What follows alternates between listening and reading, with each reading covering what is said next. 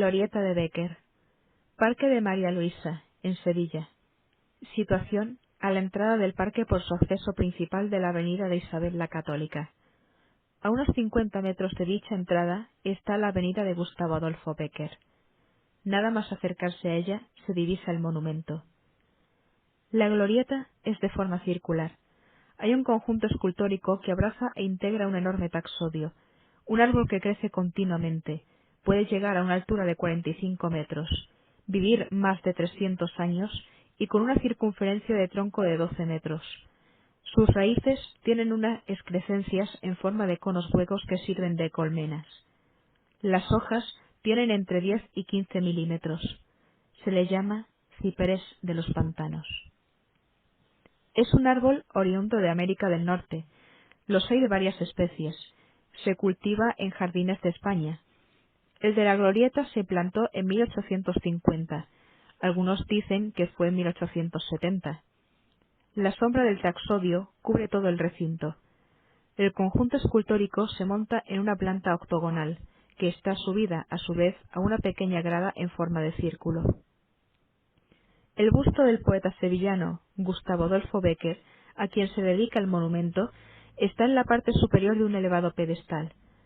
Su imagen está tocada de una capa española, pero plegada por la mano derecha del poeta a su hombro izquierdo. Es como la capa corta, la clámide, que utilizaban los griegos e imitaron luego los caballeros romanos. El pedestal es una pilastra clásica adornada por guirnaldas en alto relieve y coronas de laurel.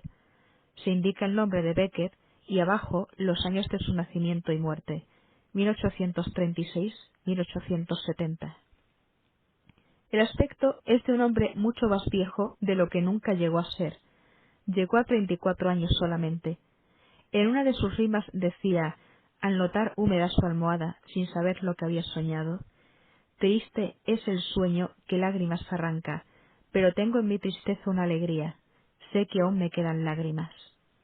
Pero a la imagen del busto se le habían secado hacía mucho tiempo. Ahora se las prestan las hojas del gigantesco taxodio. Esa angustia se repite innumerables veces tanto en su obra en verso como en la prosa de leyendas y otras composiciones. Los hermanos Álvarez Quintero, en su introducción Semblanza a las obras de Bécquer de Editorial Aguilar, dicen que, cuando marcha a Madrid Bécquer a los 18 años de edad, no sabía que para entonces ya había vivido todas las horas felices que tendría en su vida. Amaría más a la ciudad, Sevilla, que lo vio nacer, gracias a la ausencia y a la distancia. Así, aunque el busto de la glorieta está basado en un retrato pintado por el hermano del poeta, Valeriano, el escultor ha plasmado un paso del tiempo angustioso que parece dejar vacío, hueco, a Gustavo Adolfo. Madrid no era el paraíso imaginado, desilusión y desencanto al principio, y luego una abrumadora y prosaica lucha por la existencia. Así, Bécquer prologa una obra de su amigo Augusto Ferrán, pinta el contraste entre la Sevilla, en la que llevaba un alma radiante y luminosa, noches tranquilas, sus cantares, crepúsculos azules, y un Madrid feo, sucio, como un esqueleto descarnado que está tiritando bajo un inmenso sudario de nieve. Tuvo un matrimonio infeliz. Ella era Casta Esteban. Luego hay en sus rimas muchas mujeres a quien el poeta tributa los más grandes elogios, pero a no pocas les falta algo fundamental: la existencia. Amadas que fueron sólo quimeras de su espíritu, creaciones de su ardiente imaginación o fiebres de sus insomnios. Cuando la historia se hace de la vida de un individuo, dice Ortega y Gasset, en La historia como sistema, la vida como realidad es absoluta presencia. No puede decirse que hay algo si no es presente, actual. El pasado no está allí en su fecha, sino que está aquí, está en mí. El pasado soy yo, el pasado es mi vida. Y todo eso se puede condensar en un busto, se puede condensar en un verso. A ambos lados del busto de Bécquer hay sendas imágenes de Cupido, Amor o Eros, esculpidas en bronce oscuro. El que aparece a la izquierda del poeta está vivo, activo. El otro, a la diestra del busto del poeta sevillano, aparece malherido, seguramente por sus propias flechas, tumbado en una grada, en la misma que, al lado opuesto, se sientan tres bellas jóvenes. Este amor caído parece presentar al amor que sucumbe al amor en alguna fábula, como la que intercala el novelista latino Apuleyo en su obra Metamorfosis o El asno de oro. Psique es la hija menor de unos reyes. Tiene dos hermanas bellísimas, pero Psique era tan hermosa que no existe en el lenguaje humano términos adecuados para expresarla y elogiarla. Todos veían aquella inaccesible belleza como si fuera la diosa Venus en persona. Psique despierta los celos de Venus y pide a su hijo, el amor, que la mate, pero éste cae enamorado de Psique.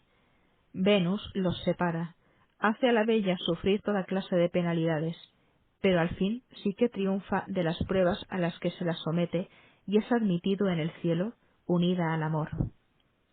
Se ha visto en este mito que introduce un símbolo en el símbolo, una personificación del alma y su aspiración al ideal.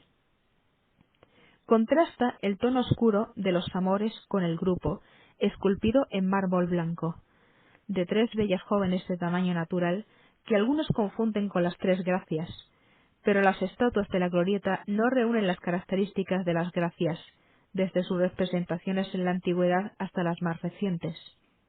Las gracias del mundo clásico, señala el dramático y comentarista serbio, aparecen desnudas y abrazándose.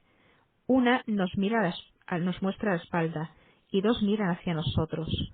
Así aparecen en frescos romanos de Pompeya, así en las pinturas de Rubens y en grupos escultóricos como el del italiano Antonio Canova. Las estatuas citadas representan, mirándolas de nuestra derecha a nuestra izquierda, la primera, el amor ilusionado. La mirada de la joven apunta ligeramente hacia el horizonte, sonríe, aprieta las manos, toda ilusión está a su alcance. La joven del centro ya posee el amor, ya no tiene una simple esperanza, ya posee o la posee el amor, se siente feliz, ya no se le escapa, es el amor que vive.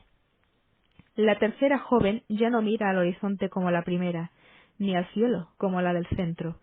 Sus ojos apuntan hacia el suelo o a ninguna parte, mientras sus brazos flácidos, inertes, le caen sobre las rodillas, cubiertos por un vestido desprovisto de volantes como los que adornan los vestidos de sus compañeras.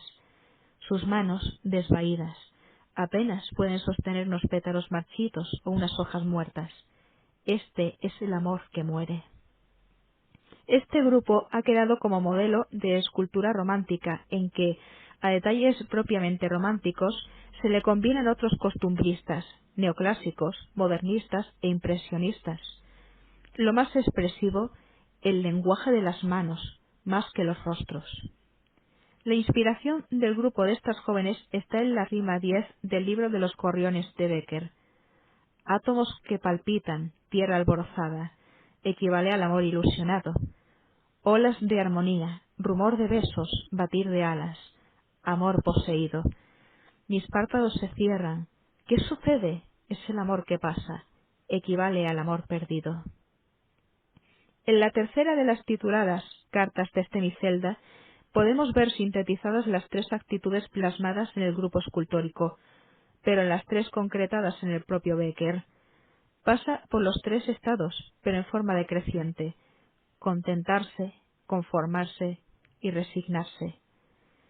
Soñaba que la ciudad que me vio nacer se enorgulleciese de mí. Una piedra blanca con mi nombre, junto al Betis, sería todo un monumento. Hoy todo lo que ambiciono es ser comparsa en la inmensa comedia de la humanidad. Me será igual que me coloquen debajo de una pirámide egipcia, como que me aten una piedra a los pies y me echen a un barranco como a un perro. Y todo esto en un mismo escrito dedicado a un periódico. Allí Bécquer desnuda su espíritu. Donde habite el olvido, allí estará mi tumba. Escribiste en tu rima. Pero la mansión del olvido la habitan ya muchos millones de gentes. Muchos más caminamos presurosos hacia ella. Desengáñate, Gustavo. Allí no queda sitio para ti.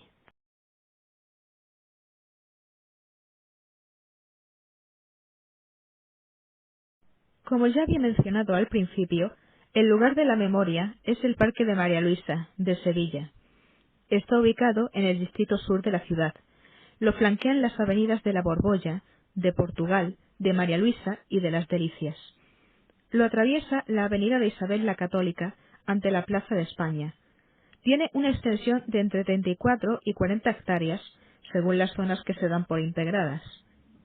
En 1848 se establecen en Sevilla los duques de Montpensier, Antonio de Orleans y María Luisa Fernanda, hermana de la reina Isabel II. El duque era el quinto hijo de Luis Felipe I de Orleans, rey de Francia, que había sido destronado ese mismo año en la revolución que lleva el nombre de la fecha indicada. En Francia se proclamó la República. En 1850 adquieren el Palacio de San Telmo los duques y además unas fincas para acondicionarlas como jardines de palacio. Los jardines los diseñó el jardinero francés Le Collant. En 1893, la duquesa, ya viuda, que había pasado la mayor parte de su vida adulta en el Palacio de San Telmo con su marido, cedió gran parte de los jardines palaciegos a la ciudad de Sevilla. Falleció María Luisa en el citado palacio en 1897. Ya en 1910, y para la futura exposición hispanoamericana proyectada para 1929, se escogen precisamente estos jardines como ubicación principal de la misma. En enero de 1911, el Comité Ejecutivo para la exposición elige como director de la parte arquitectónica a Aníbal González y asigna el diseño de las obras de jardinería al paisajista francés Jean-Claude Forestier. Este último transformó lo que eran unos jardines palaciegos en parque público, haciendo que se reflejaran en el mismo elementos influenciados por los de la Alhambra de Granada, del Generalife, del Parque del Retiro de Madrid, y también hay influencia de otros jardines de la propia Sevilla, como los del Alcázar y los de algunas casas nobles de la capital andaluza. El 18 de abril de 1914 se inauguró el Parque de María Luisa como parque público. Pero ya antes de la exposición se habían ido construyendo plazaletas ajardinadas, conocidas como glorietas, como la de Bécquer en 1911, la de Miguel de Cervantes en 1925 y la de Serafín y Joaquín Álvarez Quintero en el mismo 1995. Cuando se construían jardines solía respetarse la arboleda preexistente en los respectivos lugares. Así, en el año del centenario de la inauguración del parque, en el 2014, se calculó que las zonas verdes en la capital andaluza representaban una proporción de 22 metros cuadrados por cada habitante de Sevilla. En la citada fecha del centenario de la inauguración del parque público, se celebraron en el mismo numerosas exposiciones, certámenes musicales, rutas teatralizadas y botánicas, conferencias, conciertos, ofrenda floral a la infanta María Luisa, concursos fotográficos y un largo etcétera. El monumento de la glorieta de Bécquer fue diseñado por un escultor de Marchena. Este hizo una maqueta que luego esculpió otro escultor, el italiano Becchini. El marchenero había preparado la maqueta precisamente para que el conjunto escultórico fuera instalado en la citada glorieta. Se llamaba Lorenzo Collaut Valera. Se pudo conseguir todo gracias a la iniciativa de Serafín y Joaquín Álvarez Quintero. Estos costearon el monumento con fondos de donaciones y con los beneficios de la obra teatral que los mismos dramaturgos habían compuesto. Llevaba por título La rima y estaba inspirada precisamente en una de las rimas de Bécquer. En el Palacio de San Telmo, que durante muchos años, más de medio siglo a la duquesa, sirvió de domicilio a los Montpensier, se encuentra la sede del gobierno andaluz en la actualidad.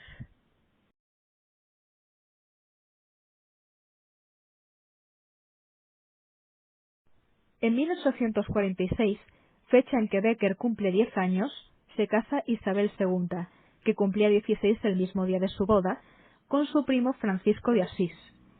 María Luisa con Antonio de Orleans, duque de Montpensier. María Luisa tenía 14 años. Las dos bodas se celebran el 10 de octubre de 1846. 2 años después es derrocado el rey Luis Felipe en la revolución de ese año en Francia. Él había derrocado a Carlos X, hermano de Luis XVI y de Luis XVIII. Con este terminó la dinastía de los Borbones en Francia. Con Luis Felipe, la de los orleanistas. Se implanta la República, pero la preside Luis Napoleón, sobrino de Napoleón Bonaparte, que 4 años más tarde se hizo emperador, Napoleón III, mediante un plebiscito. Se habían agotado las dinastías borbónica y la de Orleans, y vuelve la bonapartista. En el mismo año, 1848, en que fue derrocado Luis Felipe, se instala en Sevilla su hijo, Antonio de Montpensier, con su esposa. Luis Felipe muere en Inglaterra en 1850. Se instalan los Montpensier en San Telmo, y el duque a conspirar. Su cuñada, la reina, lo había hecho infante de España. Aspiraba a más. Se había intentado casar a Montpensier con Isabel. No pareció bien en Europa que fuera rey consorte un Orleans, cuando reinaba su padre en Francia. Pensaba Luis Felipe que algún nieto suyo sí pudiera reinar en España. El duque favorecía todos los levantamientos que hubiera para derrocar a Isabel II, si no es que los organizaba él mismo. En 1868 se organiza una revolución definitiva, la Gloriosa. Quiso Montpensier incorporarse al ejército rebelde. Los generales no lo admitieron. Gran derrota del ejército isabelino en el puente de Alcolea, en Córdoba. Fue el día 28 de septiembre de 1868. La reina huyó a Francia. Allí la acogen Napoleón III y su esposa, Eugenia de Montijo, española. El año 1870 fue muy pródigo en acontecimientos. Se buscaba un rey. No se podía pensar en el príncipe Alfonso, luego conocido como Alfonso XII. Prim había dicho: don Alfonso jamás, jamás, jamás. Sus partidarios del Congreso: abajo los Borbones. Varios candidatos, entre ellos Leopoldo de Hohenzollern, Amadeo de Saboya, el propio Montpensier. Se nombra regente al general Serrano, duque de la Torre. En marzo de 1870, don Enrique de Borbón, primo de Isabel II y hermano del esposo de ésta, publica un manifiesto contra Montpensier. Lo acusa de una conspiración orleanista contra Napoleón III. Montpensier pide confirmación de autoría del manifiesto. Se confirma. Reta a duelo a don Enrique. Ambos llevaban pistolas. En los 2 primeros intentos fallaron los contendientes. En el tercer intento falla don Enrique. Dispara don Antonio. Certificado de 3 médicos. Don Enrique, masa cerebral perforada, vida de relación y sensibilidad abolidas, respiración estertorosa. Muere don Enrique, pero Montpensier perdió la posibilidad de ser rey de España. Era el 12 de marzo de 1870. Las exigencias de Napoleón III a Guillermo I de Prusia de una garantía de que no pedirá ni ahora ni en el futuro el trono de España para su primo Leopoldo de Hohenzollern parecieron humillantes al rey prusiano. No accedió a dar las garantías. Napoleón III le declara la guerra. El ejército francés estaba mal preparado. En la batalla del Sedan, el 11 de septiembre de 1870, guerra franco-prusiana. Son derrotados los franceses. Preso Napoleón III. Fin de la monarquía en Francia. Alemania se convierte en la primera potencia europea. Para humillar más a los franceses, mandaba Bismarck, que provocó a Napoleón III para que declarara la guerra. Guillermo I fue nombrado emperador de Alemania, pero el nombramiento se hizo en Francia, en el mismísimo Palacio de Versalles. Fue una guerra por la corona de España. Los españoles apenas se enteraron. El 16 de noviembre de 1870, las Cortes eligen rey a Amadeo de Saboya. El 22 de diciembre del mismo año muere Bécquer en Madrid. Y el 27 de diciembre, también del mismo año, el general Prim sufre un atentado junto al Palacio de las Cortes de Madrid. Muere el 30 de diciembre. Amadeo I solo llega a tiempo de ver el cadáver de su valedor en la Basílica de Atocha.